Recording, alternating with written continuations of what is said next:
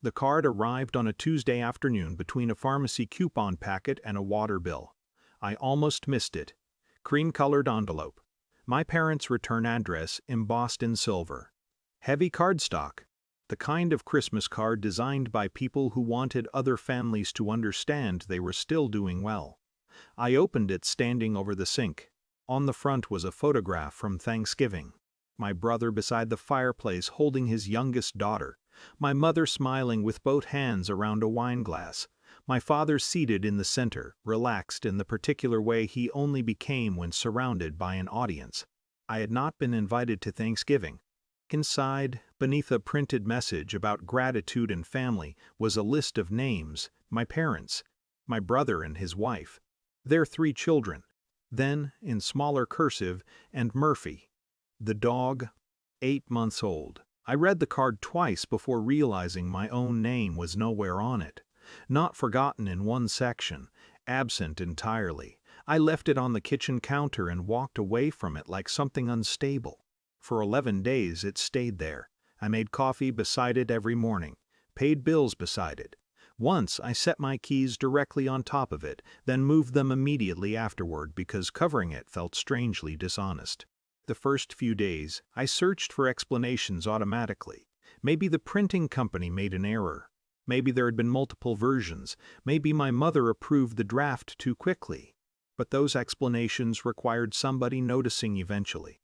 Nobody called, nobody texted, and the longer silence continued, the more the card stopped feeling like a mistake and started feeling like a summary. It's strange how exclusion becomes visible only in retrospect. You don't notice it while it's happening, because each incident arrives small enough to survive individually.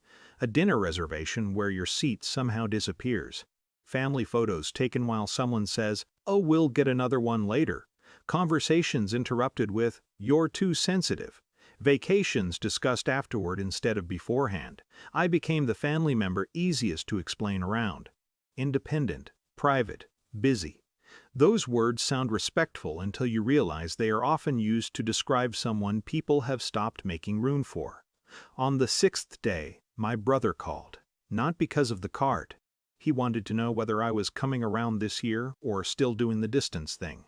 I remember staring at the card while he said it. The distance thing. As though absence had been my invention. "I didn't know Thanksgiving happened until I saw the card," I told him. Silence. Then a sigh heavy with inconvenience. "You know how Dad gets about tension." That sentence explained almost my entire family history. Nobody confronted problems directly. They reorganized themselves around them quietly until the excluded person became the problem itself. 3 days later, I got a voicemail from an attorney's office. At first I assumed it was spam. The woman sounded uncomfortable. She explained that my father was updating estate and emergency medical documentation connected to family assets, and there were acknowledgement procedures requiring my signature because previous versions had listed me in several decision-making roles. I sat down slowly at the kitchen table. The card was still there beside the fruit bowl. The attorney kept speaking carefully, professionally, using phrases like administrative restructuring and revised designation priorities.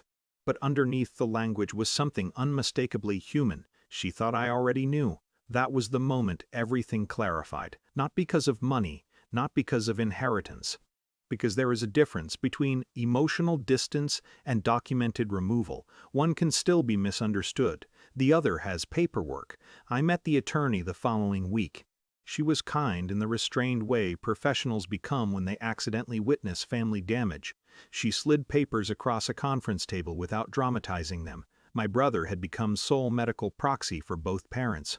Joint property succession had been revised. Several long-standing family responsibilities had quietly disappeared beside my name. Or rather, where my name used to be. "What would you like to do?" she asked gently. It surprised me that someone was asking. I signed what needed signing.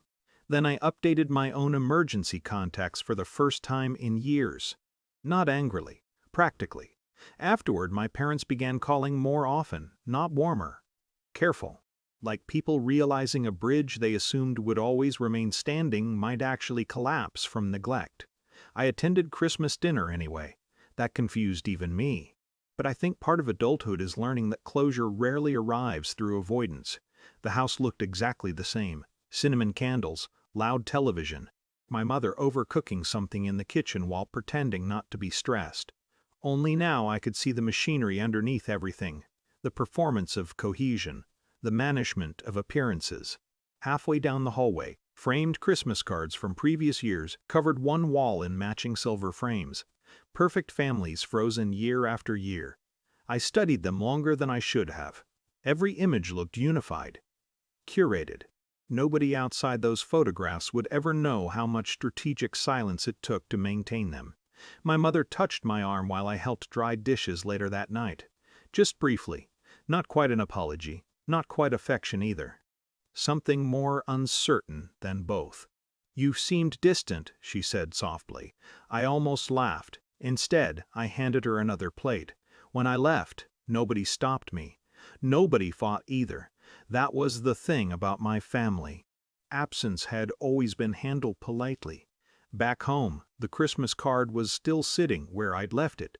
I picked it up carefully, opened it one last time, read every name, then threw it into the trash without folding it first. Not because it no longer hurt, because for the first time I understood that being omitted from their version of the family did not automatically erase me from my own life.